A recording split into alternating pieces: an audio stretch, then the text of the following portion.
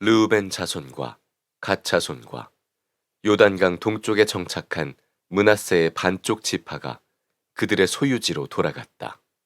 그들은 가나안 땅의 실로에서 이스라엘 자손을 떠나서 주님께서 모세에게 내리신 명대로 그들이 얻어 소유하게 된 땅, 곧 길르앗 땅으로 돌아갔다. 그들이 가나안 땅의 요단강 가까이에 있는 그릴롯에 이르렀다. 르우벤 자손과 갓 자손과 동쪽의 므낫세 반쪽 지파가 요단강 서쪽 지역의 강가에 단을 쌓았는데 그 단은 보기에 아주 큰 단이었다. 이스라엘 자손이 이 소식을 듣고 말하였다. 르우벤 자손과 갓 자손과 동쪽의 므낫세 반쪽 지파가 우리들이 있는 요단강 서쪽 지역의 강 가까운 그릴롯에 단을 쌓았다. 이스라엘 자손이 이 말을 듣고 온 회중이 동쪽 지파들에게 대항하여 싸우려고 실로에 모였다. 우리가 이 단을 쌓은 것입니다. 이것은 번제물을 드리거나 다른 어떤 제물을 드리려고 쌓은 것이 아닙니다. 오히려 이 단은 우리와 당신들 사이에 그리고 우리의 자손 사이에 우리의 믿음을 증명하려고 세운 것입니다. 우리도 번제물과 다른 제물과 화목제물을 가지고 주님을 진정으로 섬기는 사람들이라는 것을 증명하려는 것입니다. 그래서 먼 훗날에 당신들의 자손이 우리의 자손에게 너희는 주님에게서 받을 몫이 없다고 말하지 못하게 하려는 것입니다. 우리가 말한 대로 훗날 당신들의 자손이 우리에게나 우리 자손에게 그같이 말한다면 보아라, 이것은 우리 조상이 만든 주님의 제단의 모형일 뿐이다. 이것은 우리가 여기에서 번제물을 드리거나 다른 제물을 드리려고 만든 것이 아니다. 이것은 다만 우리와 당신들 사이의 관계를 증명하려는 것일 뿐이다 하고 대답할 수 있을 것입니다. 우리는 번제나 곡식 제사를 아무 데서나 함부로 드리는 일이나 다른 제물을 바칠 불법적인 단을 만듦으로써 주님을 거역하거나 배반하는 일은 결코 하지 않을 것입니다. 우리는 주 우리 하나님의 성막 앞에 있는 그 합법적인 단 외에는 어떤 제단도 쌓지 않을 것입니다. 제사장 비느하스와 회중의 대표자들 곧 그와 함께 간 이스라엘의 천천만만 백성의 가문 대표들이 르우벤 자손과 갓 자손과 동쪽의 므낫세 자손의 그 말을 듣고 기뻐하였다.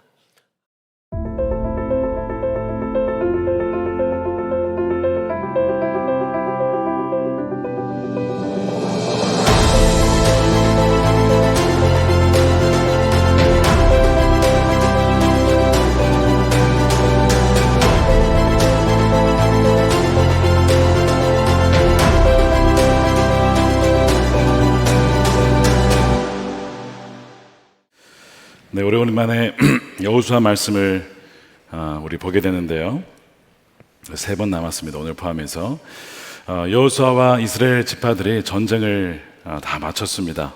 하나님께서 그의 조상에게 약속하신 그 땅을 다 주시고 사방에 평화를 주셨다, 이렇게 말씀하고 있는데요. 정말 여러분들의 삶에 평화가 있기를 진심으로 축복합니다. 평화가 오기까지 수고한 지파가 있었는데 다 같이 수고했지만 르우벤, 갓, 므낫세 반지파가 있습니다. 이들은 원래 전쟁할 필요가 없었던 지파죠. 요단강 동편에 이미 땅을 받았어요. 그런 조건이 있었습니다. 서편 땅을 넘어와서 이 정복 전쟁에 함께 참여하는 조건으로 땅을 받은 거예요. 그래서 전쟁을 할 때 늘 앞장서서 선두주자가 되어서 전쟁에 적극적으로 참여하고 그렇게 신실하게 모든 사명을 다 마치고 이제 돌아가게 되는 것입니다. 이들에게 주어진 것은 이제 평안한 안식이었어요. 그래서 여호수아가 참 수고 많았다고 그들을 칭찬하고 격려하면서 축복합니다. 그러면서 당부의 메시지를 놓지 않습니다. 뭐냐면 하나님의 명령을, 율법을 잊지 말고 철저히 지키고 하나님을 온 마음을 다해서, 그러니까 조금만 일부만 드리는 것이 아니고 온 마음을 다해서 하나님을 섬겨야 합니다. 이렇게 당부를 하는 거예요. 이제 동편으로 넘어가면 몸이 멀어지기 때문에 또한 신앙도 식을 수 있잖아요. 그러니까 여호수아가 다시 한번 이것을 당부를 하는 겁니다. 자, 그렇게 해서 이제 요단 동편으로 넘어가려고 하는데 전투가 끝난 것이 아니었어요. 제가 이제 오늘 그것을 다룰 텐데 치열한 전투가 남아 있었습니다. 이들이 돌아가던 길에 한 사건이 발생해요. 뭐냐면 이 세 지파가 요단강 건너기 서편 쪽에서 갑자기 큰 단을 이렇게 쌓는 겁니다. 이 단이라고 하는 것은 하나님께 드리는 제사 때 필요한 건데 그걸 하나를 더 만든 거죠.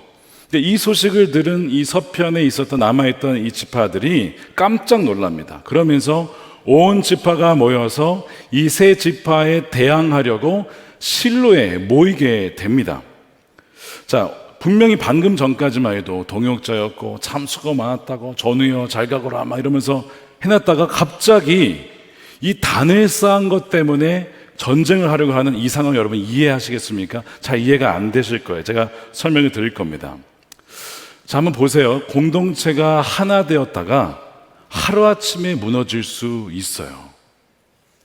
마귀는 가정이든 교회든 어떤 공동체든 그리스도 안에 하나 된 공동체를 무너뜨리기 위해서 온갖 방법을 다 쓰기 때문에 그렇습니다. 자, 에베소서 4장 3절에 이런 말씀이 있습니다. 함께 읽겠습니다. 시작. 평안에 매는 줄로 성령이 하나 되게 하신 것을 힘써 지키라. 힘써 지키라는 것이죠. 힘써 지키지 않으면 금방 무너질 수 있다는 것입니다. 마귀는 기회만 있으면 부부 사이를 갈라놓고 성도와 성도 사이를, 또한 이 가정 안에도 부모와 자녀 사이를 막 이렇게 계속 이간질하고 아주 작은 오해를 낳게 하고 그것을 굉장히 크게 만들어서 결국에는 관계를 끊어버리게 만드는 것이 바로 이 마귀의 전략입니다. 그래서 이 하나됨이 깨지게 될 위기에 지금 처하게 된 상황이에요. 비느하스라고 하는 이 신실한 제사장이 각 지파별로 한 명씩 뽑아서 먼저 전쟁을 하기 이전에 이들을 찾아갑니다. 그래서 요단 동편의 지파들을 찾아가서 따지고 묻는 거예요. 그것이 16절입니다. 주님의 온 회중이 하는 말이요, 당신들이 어찌하여 이스라엘 하나님께 이런 악한 일을 행하였어? 어찌하여 당신들이 오늘날 주님을 떠나서 제 멋대로 단을 쌓아서 주님을 거역하였어? 왜 이들이 화가 났냐면 율법에 의하면 이 단이라고 하는 것은 현재 정해진 곳, 즉 실로의 회막 앞에 있는 그 단에서만 예배를 드릴 수 있게 되어 있습니다. 근데 그 외에 단을 지으면 그것은 우상을 숭배하는 것으로 여겨지고 바로 그들은 백성으로부터 끊어져야 한다는 것이 율법에 있었어요. 다시 말해서 이 요단 동편 지파들이 돌아가면서 서편 이쪽에 단을 쌓은 것을 이들은 어떻게 해석했냐면, 이들이 지금 우상을 숭배하는구나, 이제 전쟁이 끝났다가 마음이 풀어졌구나 이러면서 우상 숭배하는 것으로 해석을 한 것이죠. 근데 다만 이뿐만은 아니고요, 과거에 있었던 어떤 사건 때문에 그렇기도 합니다. 어떤 사건이냐면 오래되지 않았는데 출애굽 2세대가 이제 요단 동편을 정복을 하고 요단강을 건너기 이전이죠. 그때 있었던 사건이에요. 뭐냐면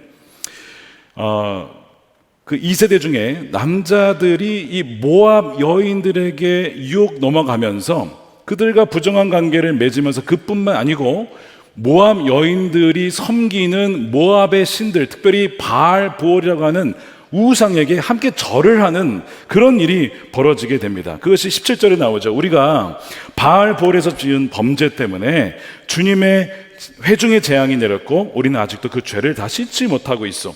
그것으로도 부족하단 말이에요. 그 바알 보올에게 절한 것 때문에 어떤 일이 벌어졌냐면 역병이 창궐해서 많은 사람이 죽어요. 그때 비느하스가 창으로 그 남녀를 찔러 죽이면서 이제 역병이 그치게 되었지만 이미 2만 4천 명이 죽은 다음이었습니다.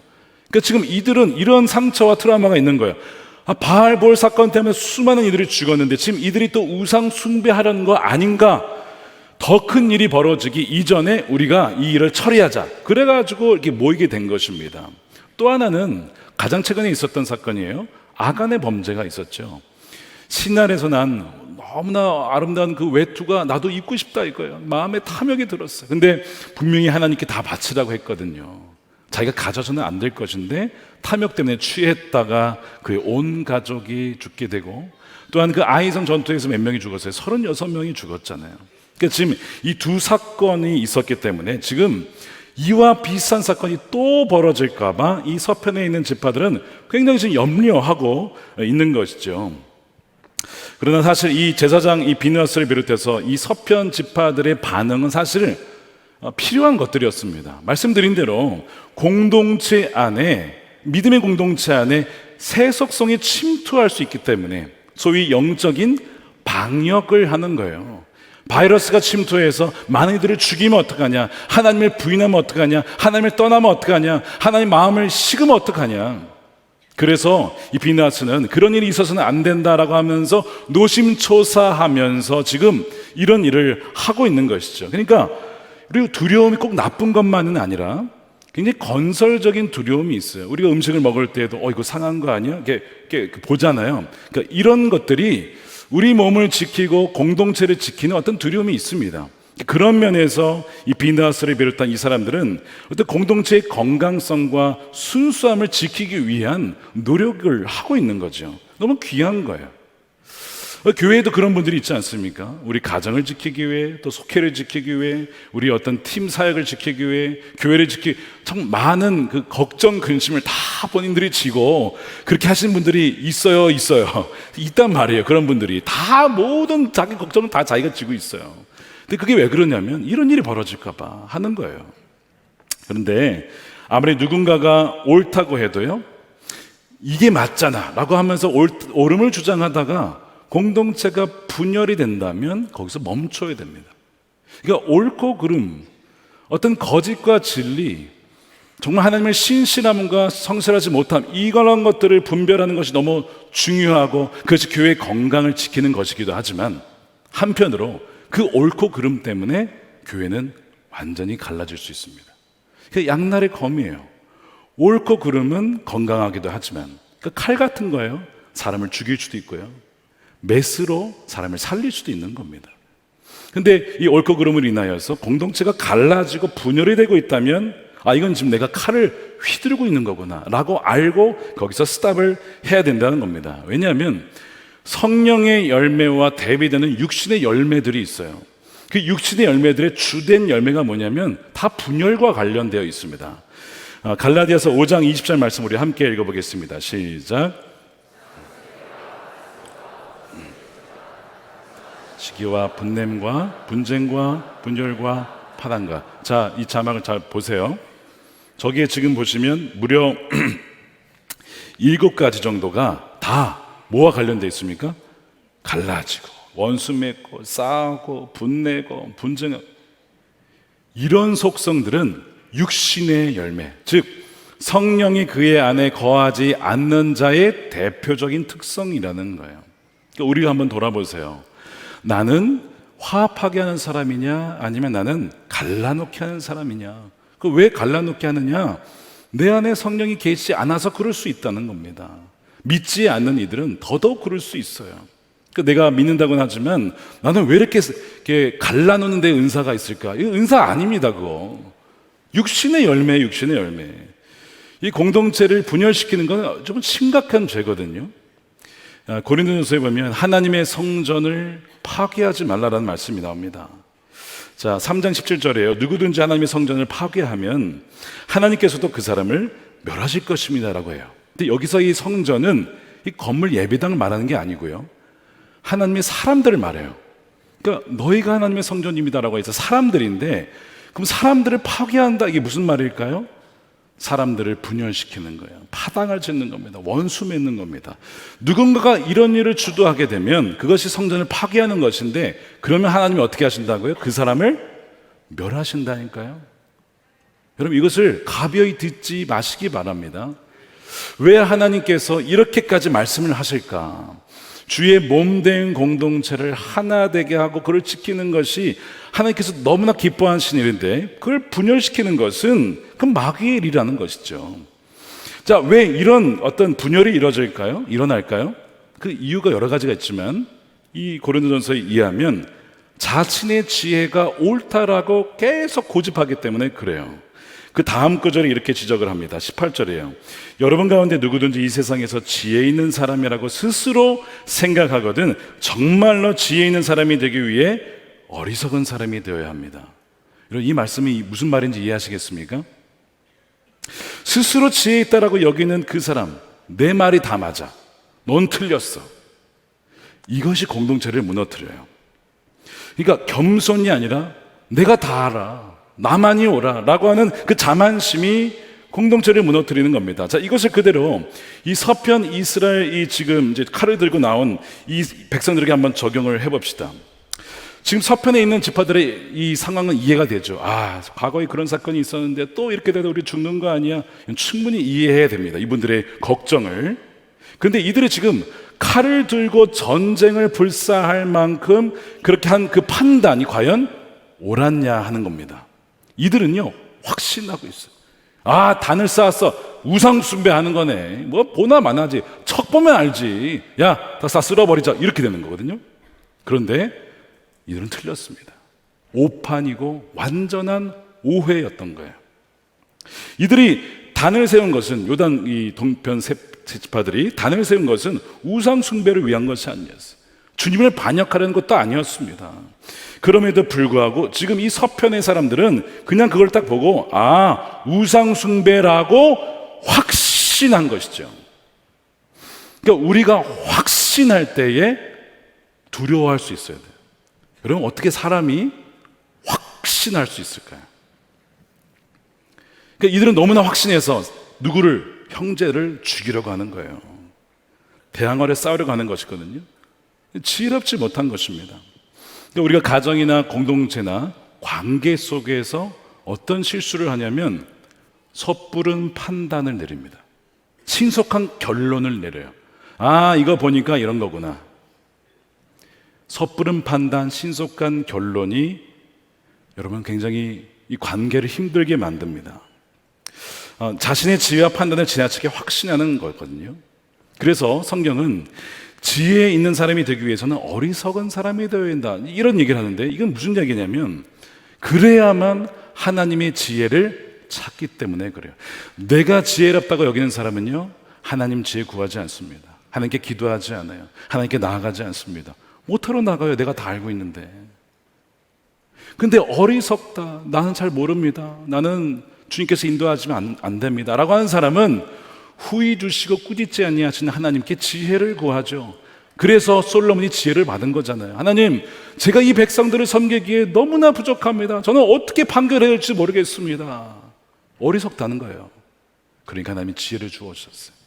바로 그거예요. 내가 어리석다고 여기면 하나님께 지혜를 구하고, 또 하나, 사람들의 말에 귀를 기울이는 거예요. 이 결정이 내가 옳다라고 생각하지만 내가 틀릴 수도 있어. 내가 80% 90%는 확신하지만 내가 보지 못하는 10% 20%의 영역이 있을 수 있다는 겁니다. 살다 보면 그렇지 않습니까? 많은 부분에 우리가 선택이 잘못됐다는 걸 우리 너무나 자주 경험해요. 분명히 확신했는데 틀렸어요. 그런 일들이 많잖아요. 그래서 어리석은 자가 되라는 거예요. 그러면 진정 지혜로운 자가 될 것이고, 그 사람은 주님께 무릎을 꿇고 정말 참된 지혜이신 하나님의 지혜를 얻게 될 것이다 라고 하는 것이죠. 자, 지금 이 서편 이스라엘 백성들이 왜 이렇게 화를 내며 달려드는지도 우리는 이해해야 됩니다. 그러니까 교회에서 앞장서서 하시는 분들 왜 그렇게 하는지 우리 이해할 수 있어요. 아, 과거에 그런 아픔이 있었겠구나, 저분이 그래서 그런 거야 라고 이해해야 되지만, 동시에 왜 동편 지파들이 가기 전에 서편에 단을 쌓으려 했을까? 이런 궁금하지 않습니까? 왜 이들은 단을 쌓았을까? 섣부른 판단과 결론을 내리기 이전에 그들의 말을 경청해야죠. 참된 공동체는 그런 겁니다. 우리가 다 몸이기 때문에 우린 서로의 이야기를 들을 수 있어야 되거든요. 이 서편의 지파들은 감사하게도 전쟁을 치르기 이전에 빈나스를 비롯해서 먼저 대화를 합니다. 너희들이 이렇게 이럴 수가 있냐? 하나님 반역하는 거 아니냐라고 했을 때에 이 동편 지파들이 굉장히 억울해하죠. 그 오해입니다. 그렇지 않습니다. 그런 얘기가 이제 22절에 나와요. 주 하나님은 전능하십니다. 우리가 왜 그렇게 했는지 주님은 아십니다. 이 표현에서 굉장히 얼마나 억울해하는지 알겠죠. 우리의 마음의 중심이 뭐가 있었는지는 주님이 아실 거예요. 우리는 절대 하나님 부인하려는 것이 아닙니다 라고 하면서 그 이유를 얘기를 해요. 27절에 이단은 우리와 당신들 사이에, 우리의 자손 사이에 우리의 믿음을 증명하라고, 한마디로 기념비와 같은 겁니다. 우리도 번제물과 다른 제물과 화목제물을 가지고 주님을 진정으로 섬기는 믿는 사람들이라는 것을 증명하려고 이것을 세운 것입니다. 그리고 이것은 다만 우리와 당신들 사이의 관계를 증명하려는 것일 뿐입니다. 이들에게는 어떤 두려움이 있었냐면, 동편으로 가게 되면 우리가 잊혀지지는 않을까? 나중에 세대가 거듭해서 시간이 지나면 서편에 있는 후손들이 우리의 후손들을 향하여서 너네는 뭐냐 도대체? 너네도 우리 민족이야? 너 아니잖아. 너희도 하나님 믿는 백성이야? 아니잖아 라고 할까봐. 아니라고. 우리도 한 민족이고 우리도 하나님만을 섬기는 백성이라고 하는 것을 증명하기 위해서, 상기시키기 위해서 실로 앞에 세워져 있는 그 단과 똑같은 모형을 요단강에 세워놓고 멀리서도 보일 수 있도록, 아, 우리는 하나님의 백성이지, 아, 우리는 한 민족이지 라는 것을 상기시키기 위해서 그거를 지었던 것이라는 겁니다. 이런 얘기를 들어요.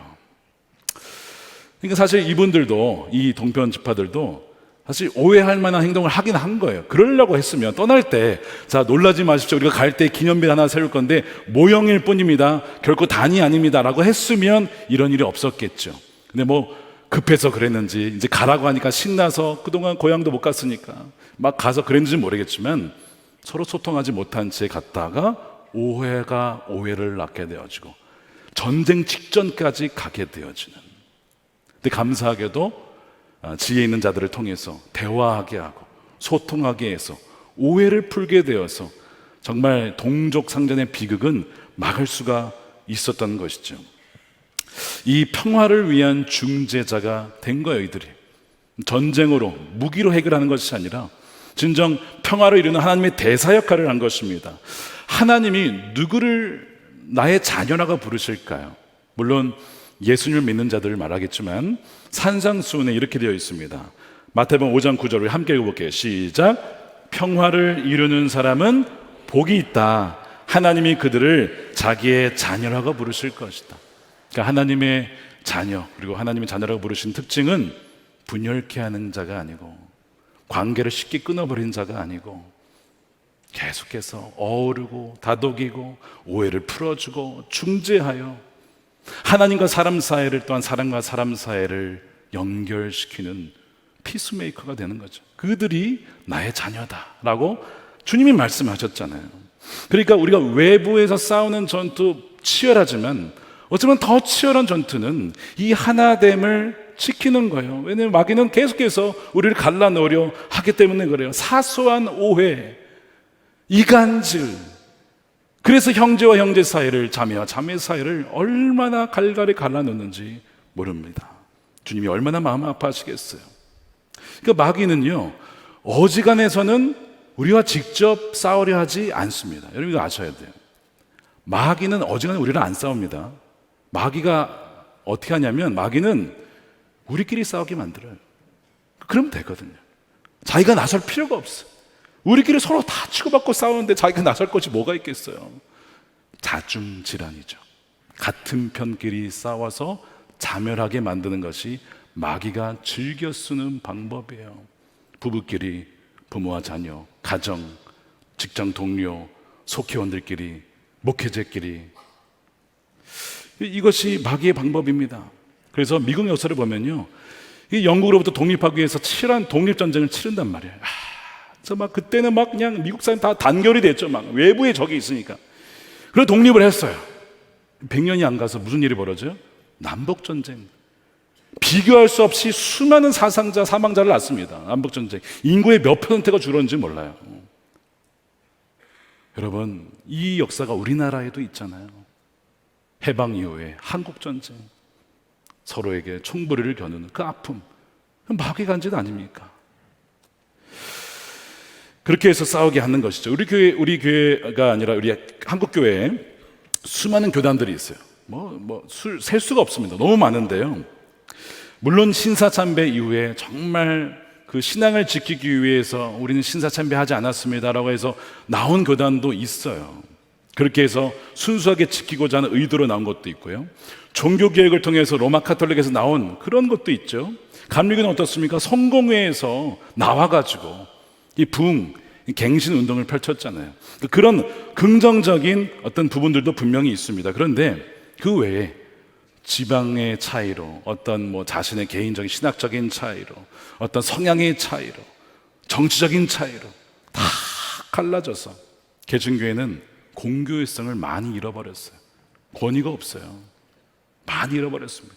너희들 치고받고 싸우잖아. 너희들도 하나가 안 되잖아. 그 세상에 나가서 말을 못하는 거예요. 교회 안에서도 보면 새가족 오신 분들, 이렇게 이사 오셔서 오신 분도 있지만 그전 교회에서 참 많은 아픔을 견디다 못해 오신 분들 이야기를 들어보면 어떻게 이런 일이 있을 수 있나, 그런 사정을 듣게 됩니다. 교회가 타전교 때문에 무너졌나요? 역사를 보면 이슬람이 너무 세게 포교를 해서 교회가 무너졌습니까? 불교가 너무 강해서? 그것보다 내부적으로 무너진 것이죠. 부패하거나 분열하거나. 이게 교회의 역사거든요. 아픈 역사죠.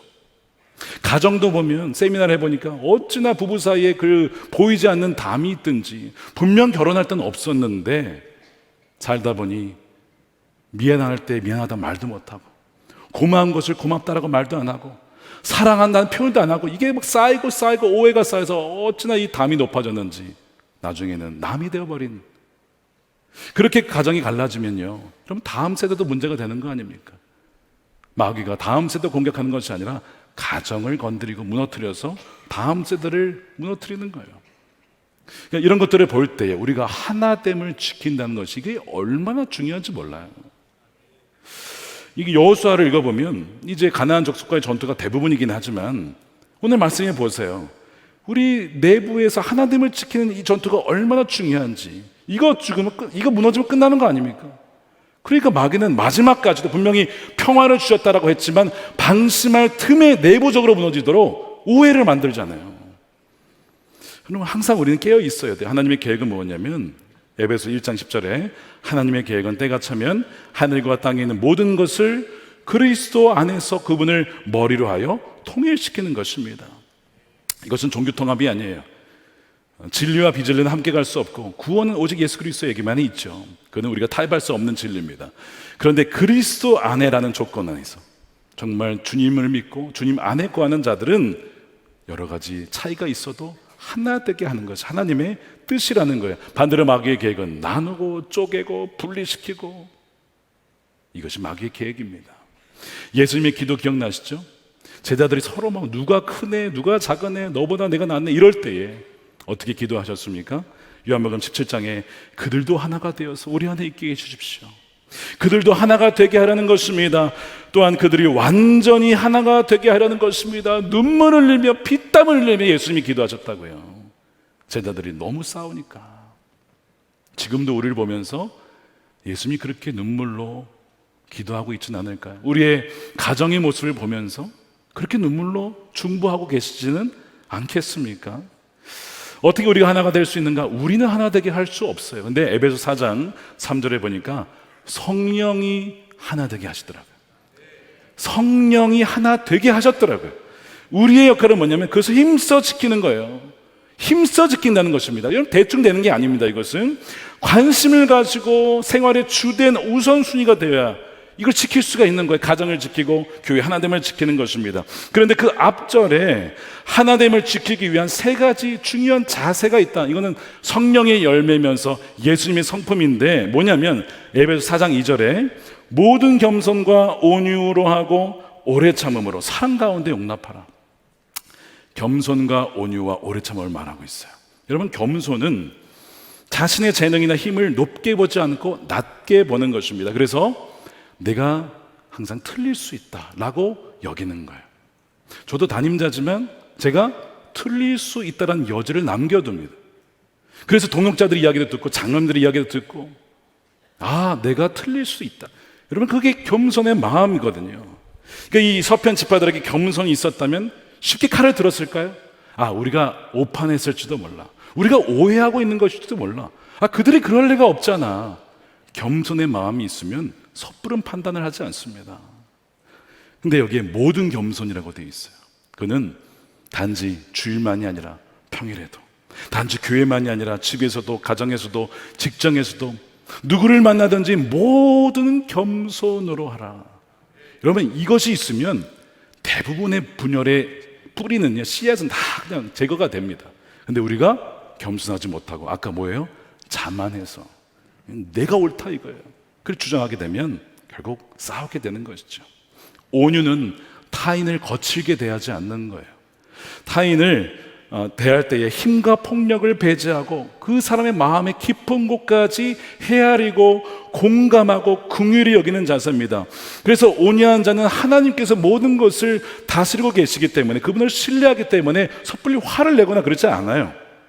그래서 이 비나스를 비롯한 대표들이 잘한 건 뭐냐면, 전쟁을 치르기 이전에 그들의 마음을 한번 무슨 의도로 그랬는지 한번 들어보자, 이런 마음이 있었기 때문에 파국을 막을 수 있었던 것이죠. 세 번째, 오래 참음이에요. 오래 참음은 타인이 잘못했더라도 참고 용납하는 거예요. 쉽게 질책하지 않는 태도입니다. 왜냐하면 우리 모두 미숙해요. 우린 모두 예수님 안에서 여전히 자라가고 있어요. 우리는 여전히 지금 공사 중이에요. 아직 완성되지 않았어요. 그렇기 때문에 불편한 것이 너무 많아요. 그렇기 때문에 서로 오래 참아주는 것입니다.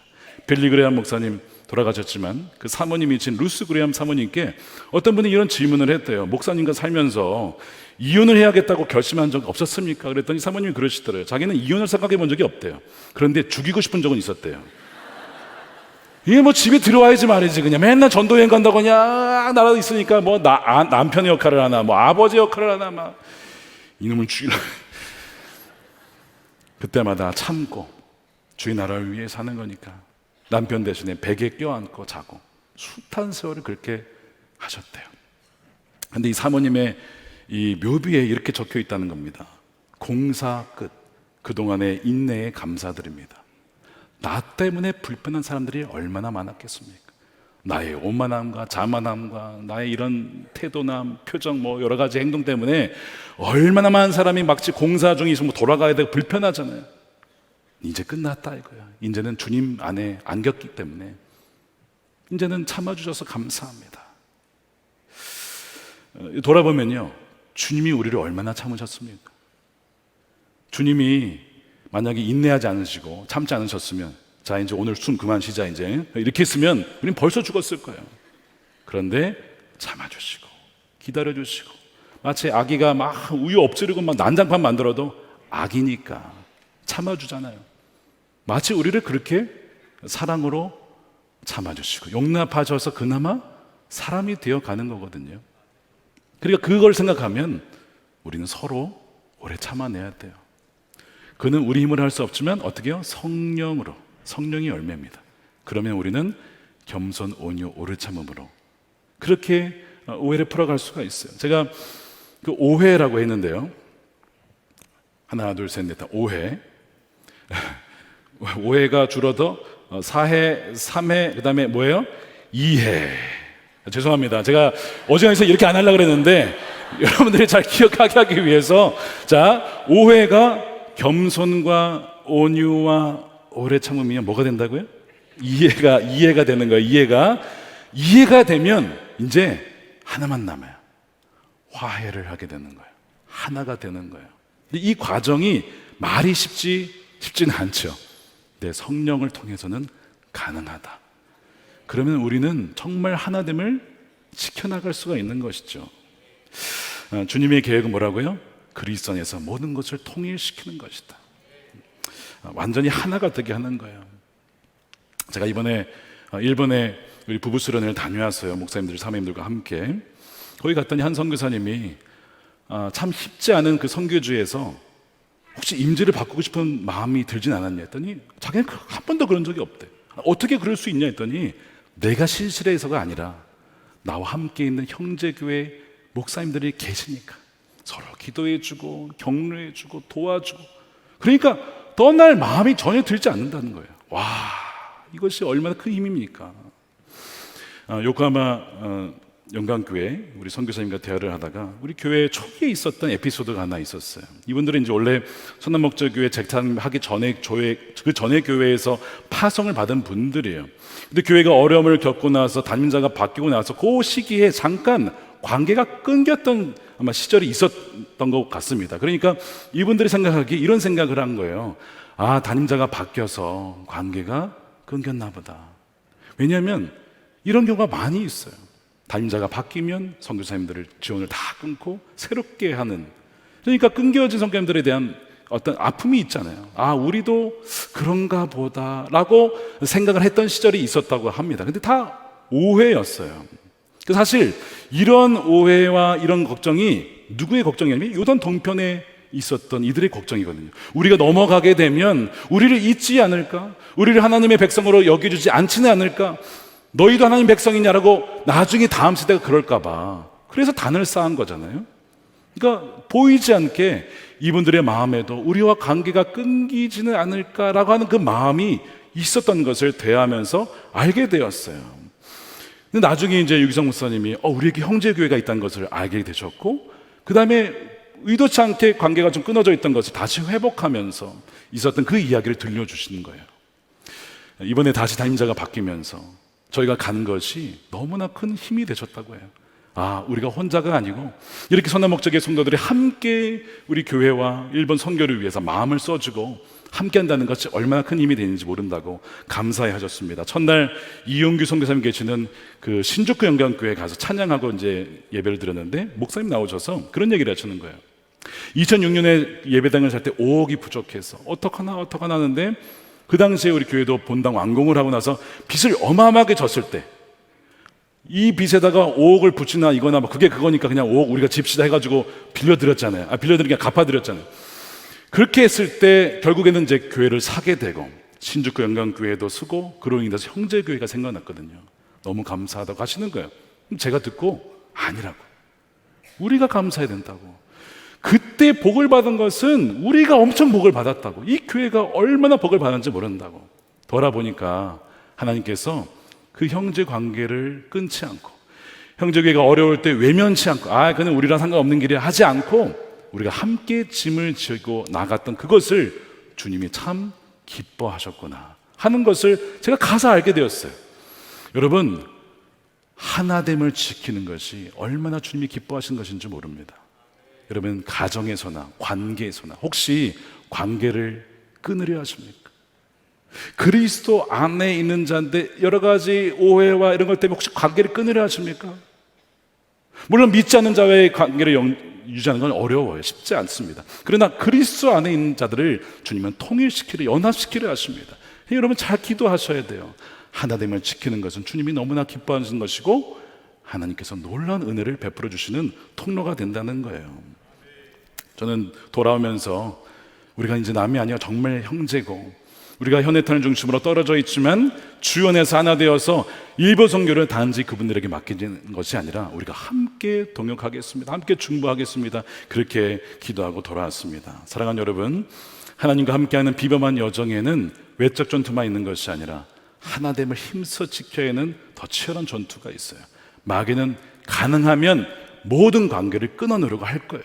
그러나 그때마다 여러분 기억하셔야 됩니다. 바로 성령께서 이미 하나 되게 하셨고 또한 겸손과 온유와 오래 참음으로 오해를 풀고 이해하여 화해할 때에 진정 하나님이 저와 여러분들을 통해서 하실 놀라운 그 계획이 온전하게 성취될 줄로 믿습니다.